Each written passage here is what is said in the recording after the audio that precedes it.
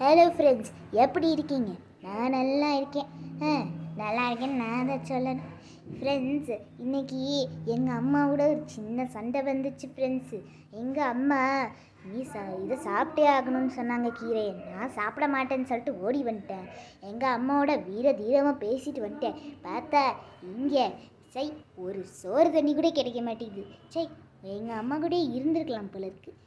நான் வீரதீரமாக பேசிட்டு வந்துட்டு இங்கே வந்து உட்காந்து தொலைச்சிட்டேன். என் வீட்லையோ என் கூடயோ இருக்கேன்.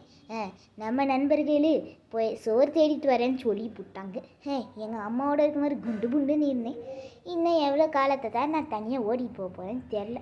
எனக்கு தெரிஞ்சு அம்மா வீட்டுக்கு போய் அம்மா கிட்ட மன்னிப்பு கேட்கணுன்னு தான் நினைக்கிறேன். ஃப்ரெண்ட்ஸ், இனிமேல் என்னைய மாதிரி நிலமை வந்துடக்கூடாது உங்களுக்கு. அதனால் உங்கள் அம்மா சொல்கிறத தலையெழுத்துன்னு கேட்டுட்டு இருங்க. இல்லைனா என்னைய மாதிரி கஷ்டப்படுவீங்க. பாய் ஃப்ரெண்ட்ஸு.